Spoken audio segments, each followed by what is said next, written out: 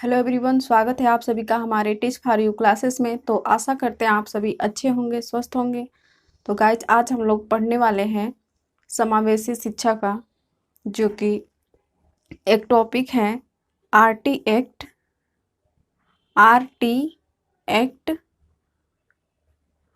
2009। तो ये काफ़ी इम्पोर्टेंट है, इसलिए आप लोगों को अब टॉपिक वाइज एमसीक्यू मिलेगा, जिसमें कि कहीं भी किसी भी टॉपिक से यदि क्वेश्चन आता है तो आप लोगों को छूट ना जाए। और आप लोग ऐसी क्लास में बने रहिए। तो चलिए, क्लास में बने रहिए आप लोग। पहला क्वेश्चन कह रहा है कि 26 जनवरी 1950 को जब भारतीय संविधान लागू हुआ तो शिक्षा को नीति निर्देशक तत्व के अंतर्गत कौन से अनुच्छेद में सम्मिलित किया गया था। तो यहाँ पे देखिए, ध्यान देने वाली बात क्या है कि 26 जनवरी 1950 अर्थात संविधान 26 जनवरी 1950 को लागू हुआ था, लेकिन उससे पहले जो शिक्षा था वह किसमें था, रखा गया था 26 जनवरी 1950 को जब संविधान लागू हुआ तो शिक्षा को नीति निर्देशक तत्व के अंतर्गत कौन से अनुच्छेद में सम्मिलित किया गया था।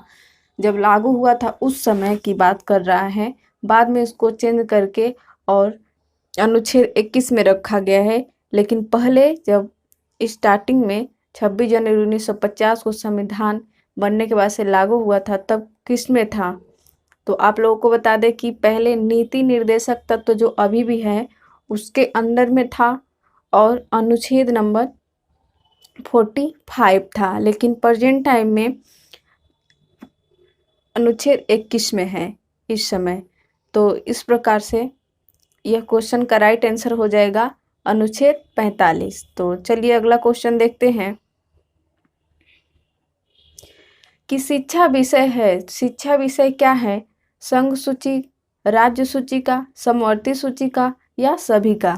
तो आप लोगों को पता होगा कि शिक्षा पे कानून जो राज्य भी बनाता है और केंद्र सरकार भी बनाता है, और जब राज्य और केंद्र सरकार दोनों को कॉम्बिनेशन हो, जहाँ पे दोनों ही कानून बनाता हो, उसको ही हम लोग क्या कहते हैं, समवर्ती सूची कहते हैं। तो इसलिए राइट आंसर हो जाएगा समवर्ती सूची।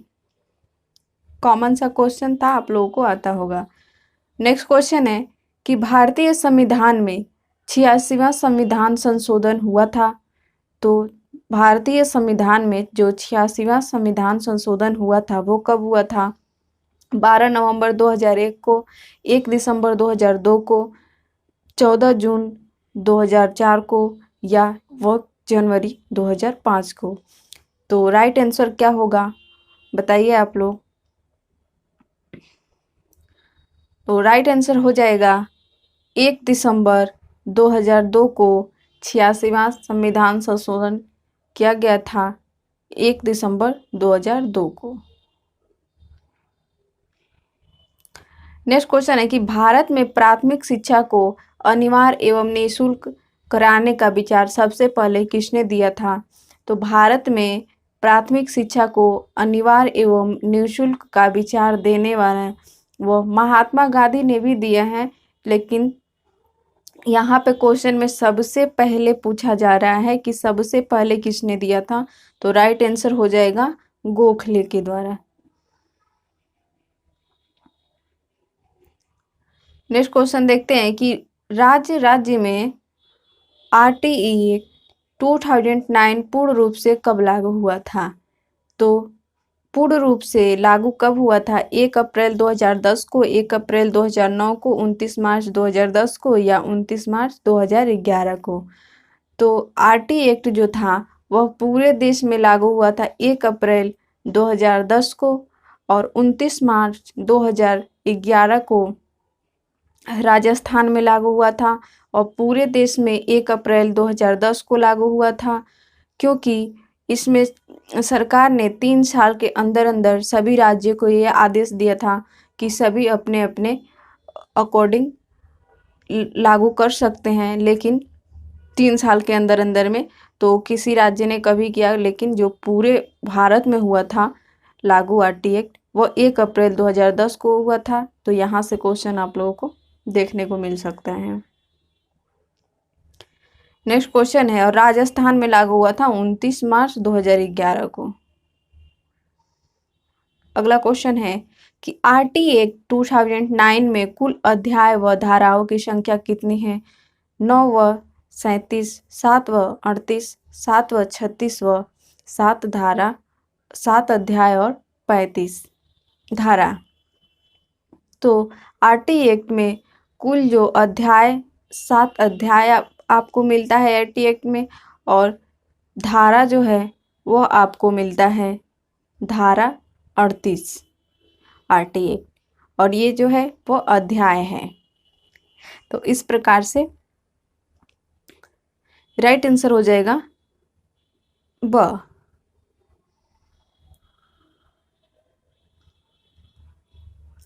नेक्स्ट क्वेश्चन देखते हैं कि आरटी एक्ट को राइट टू एजुकेशन एक्ट के नाम से भी जानते हैं। तो आरटी एक्ट के अनुसार विद्यालय प्रबंधन समिति के बारे में सत्य कथन क्या है? तो समिति में कम से कम 3/4 अर्थात 3/4 का मतलब कितना है? 3/4 अर्थात 75%। समिति में कम से कम 3/4 अर्थात 75% सदस्य माता पिता या संरक्षक होंगे, और 50% सदस्य जो होंगे वो महिला होगी। और समिति का गठन प्रवेशित बालकों और उनके माता पिता और शिक्षकों के निर्वाचित प्रतिनिधित्व से होगा। और विद्यालय प्रबंधन समिति का अध्यक्ष विद्यालय विकास और शिक्षण कार्य में भी भाग लेंगे। तो जो राइट आंसर है वह यह तीनों तो सही है कि 75% माता पिता और संरक्षक होने चाहिए, 50% तक महिला संरक्षण होने चाहिए। समिति का जो गठन है वह बालकों और उनके माता पिता शिक्षक के द्वारा निर्वाचित प्रतिनिधि से होगा। और यहाँ पे जो एसएमसी है, जिसको हम विद्यालय प्रबंध समिति को एसएमसी के नाम से भी जानते हैं, तो इसका कार्य जो विकास के लिए तो होगा, लेकिन शिक्षण कार्य के लिए टीचर होगा, न कि एसएमसी होगा। तो इसलिए यहाँ पे असंत कथन में चौथे नंबर, इसलिए असत्य कथन पूछा है, तो राइट आंसर हो जाएगा द। नेक्स्ट क्वेश्चन देखते हैं कि आरटी एक्ट 2009 में निःशक्त बालकों के लिए कितने वर्ष की अतिरिक्त छूट प्रदान की गई है? तो बता दें कि जो आरटी एक्ट है, तो निःशक्त बालक जो कि दृष्टिहीन, श्रवण बाधित जो भी हैं, जिन्हें हम निःशक्त बालक कहते हैं, उनके लिए आरटी एक्ट में कितने वर्षों का छूट मिला है? तो जहाँ की आरटी एक्ट में नॉर्मल बच्चे के लिए 6 से 14 वर्ष के लिए होता है, और वहीं पे जो निःशक्त बालक होते हैं उनको 6 से 18 वर्ष के लिए शिक्षा होता है। तो यहाँ पे जो 14 के बाद से यहाँ पे 4 अधिक है, तो अर्थात यहाँ पे राइट आंसर हो जाएगा 4 वर्ष की छूट उनको दिया गया रहता है।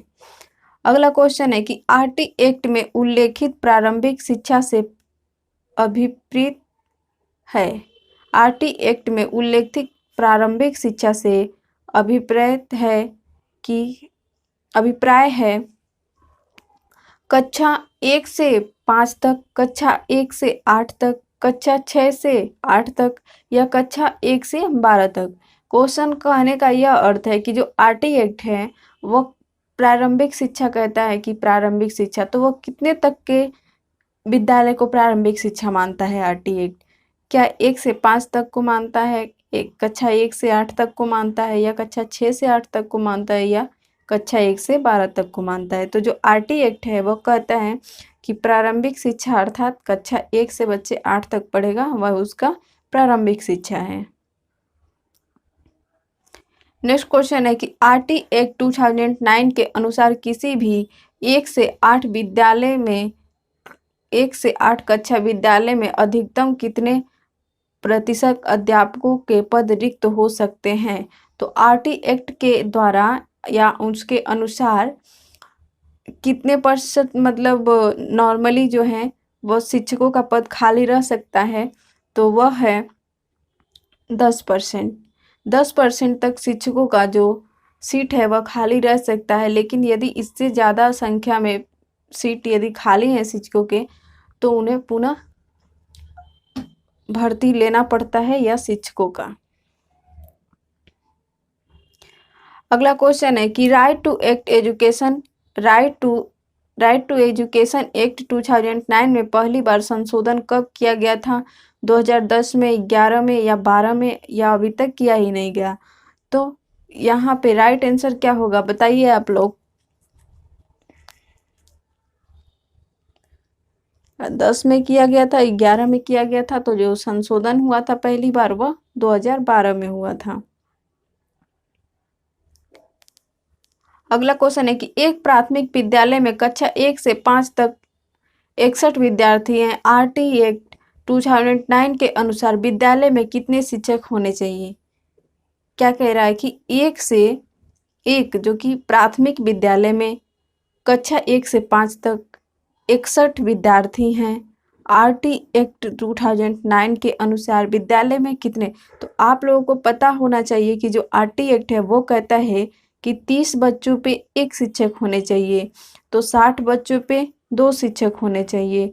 तो यहाँ पे 61 पूछा है, इसका मतलब क्या है कि 3 शिक्षक होने चाहिए। बस इसी को अनुपात में यहाँ पे रख देता है कि 1:30, 2:60। राइट आंसर हो जाएगा कि यहाँ पे 3 शिक्षक होने चाहिए।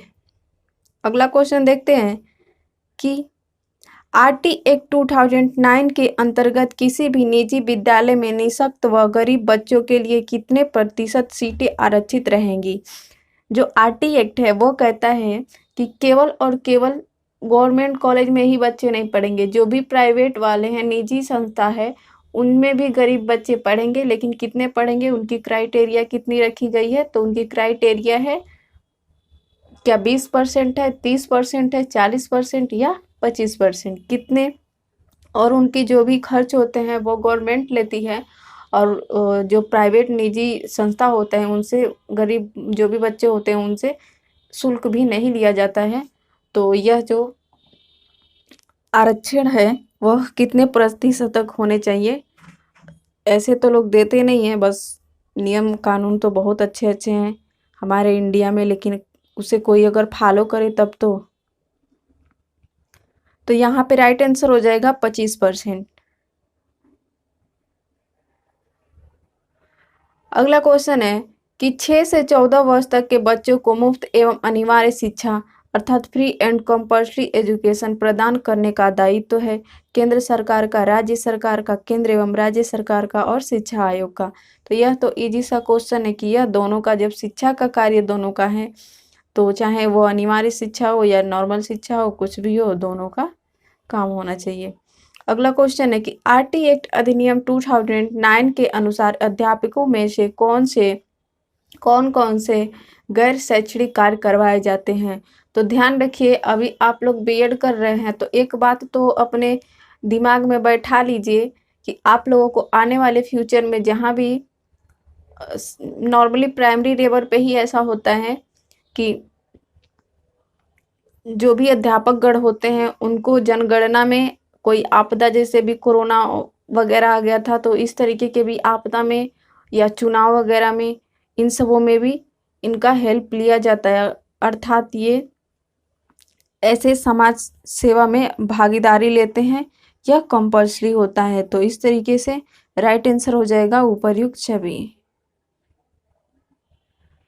अगला क्वेश्चन है कि शिक्षा का अधिकार अधिनियम 2009 का सही और पूरा नाम क्या है? तो यहाँ पे बताइए आप लोग। निःशुल्क और अनिवार्य शिक्षा का अधिकार अधिनियम 2009 या निःशुल्क और अनिवार्य शिक्षा का अधिकार अधिनियम 2010 या निःशुल्क और अनिवार्य बाल शिक्षा का अधिकार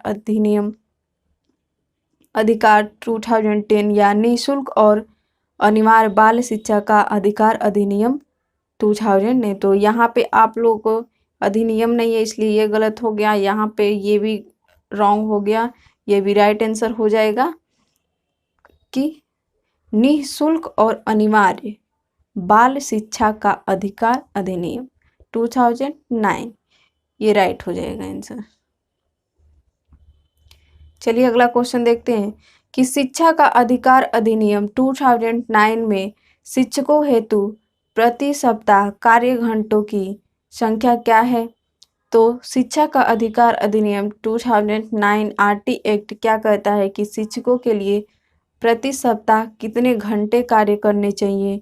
तो राइट आंसर हो जाएगा न्यूनतम 45 घंटे शिक्षण कार्य, जिसके अंतर्गत तैयारी के घंटे भी शामिल होते हैं, इसलिए राइट आंसर हो जाएगा सी।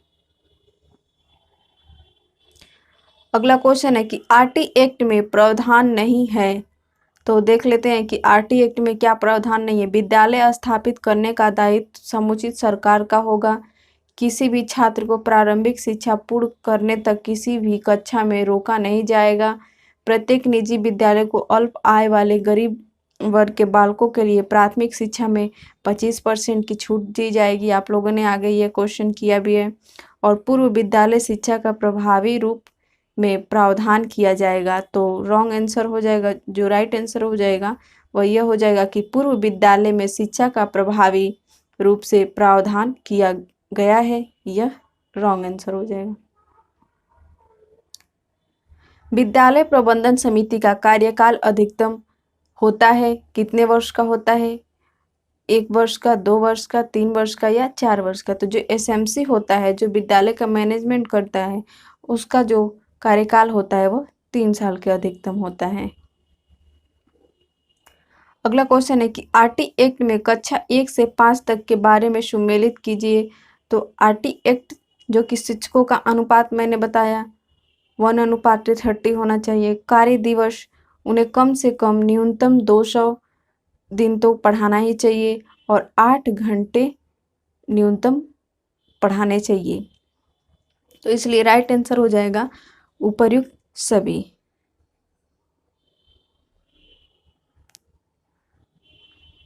आरटी एक्ट अधिनियम 2009 में अध्यापकों से संबंधित प्रावधान नहीं है।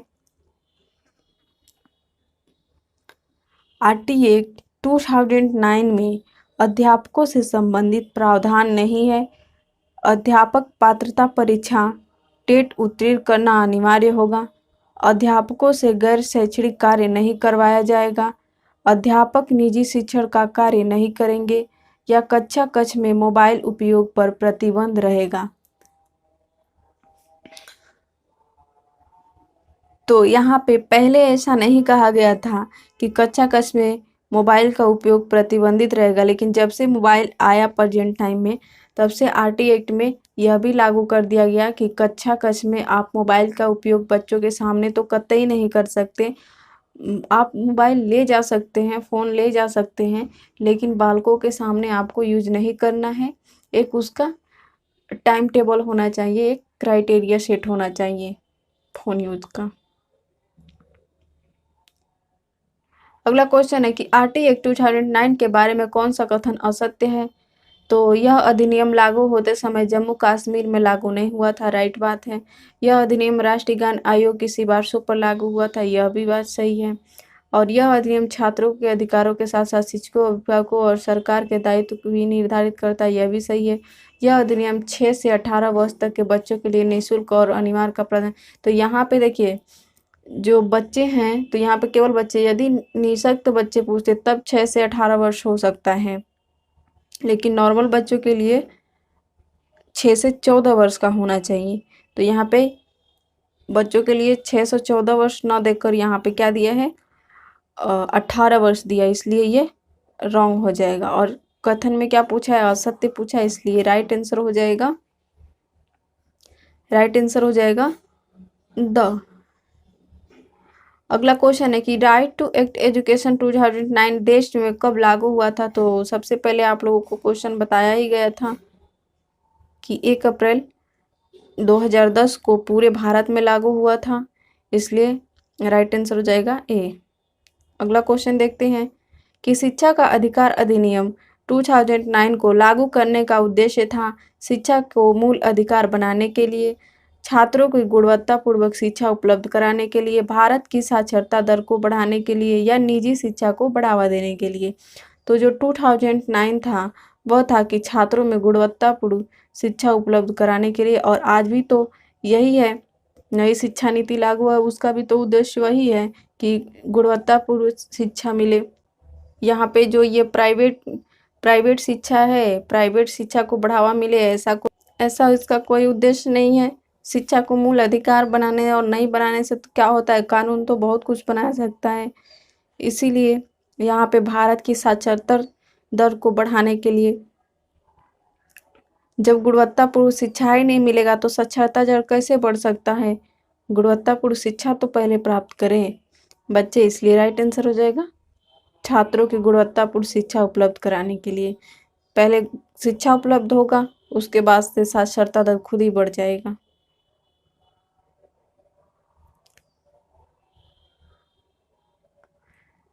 नेक्स्ट क्वेश्चन है कि बालकों का मुफ्त एवं अनिवार्य शिक्षा का अधिकार अधिनियम 2009 में निम्न में से किस विकास और अधिक ध्यान नहीं दिया गया।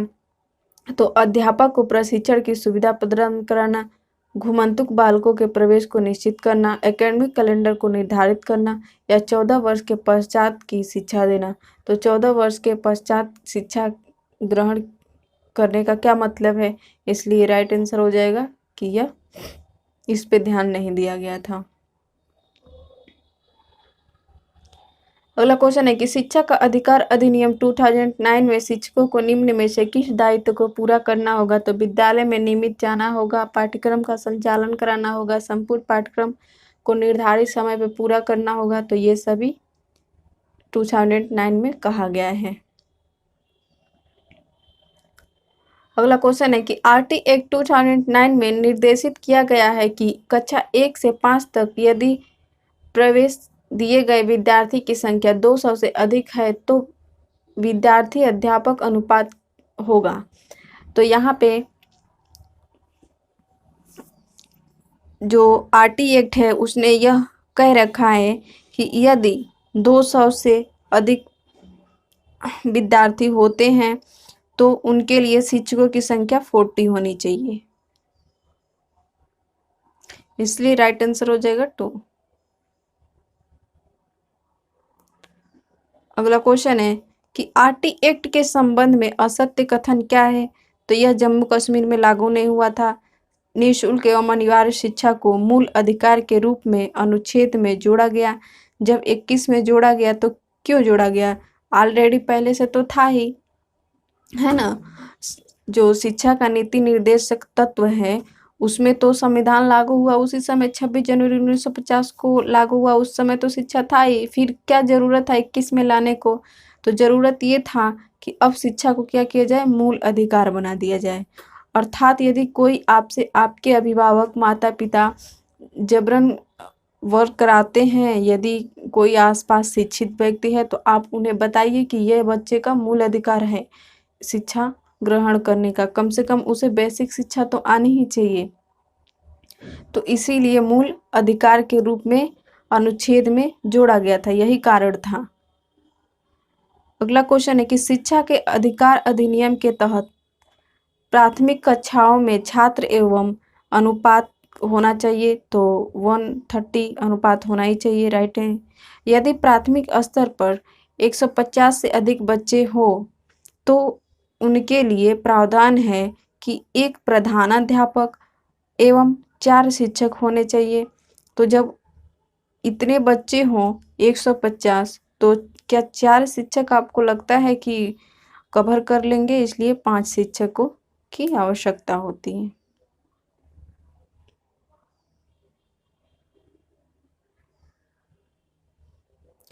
अगला क्वेश्चन है कि आरटी एक्ट 2009 के अनुसार प्राथमिक स्तर पर एक अध्यापक को प्रतिदिन बच्चों को कितने घंटे पढ़ाने चाहिए। तो प्रतिदिन घंटे में आपको 4 घंटे पढ़ाना चाहिए। तो आप लोग भी प्राइमरी लेवल में जब जाइएगा तो मिनिमम 4 घंटे जरूर पढ़ाइएगा, और उस प्राथमिक जो कि 6 से 8 तक होते हैं उनको 4.5 घंटे अवश्य पढ़ाइएगा। अगला क्वेश्चन है कि आरटी एक्ट की किस धारा में विद्यालय प्रबंधन समिति का प्रावधान है। तो जो एसएमसी है, विद्यालय मैनेजमेंट कमेटी है, वो धारा 21 में प्रावधान किया गया है उसका, और यह आप लोग का लास्ट क्वेश्चन था। तो थैंक्स गाइज, यदि हमारी वीडियो आप लोगों के लिए हेल्पफुल हो तो एक लाइक शेयर कमेंट जरूर कीजिएगा।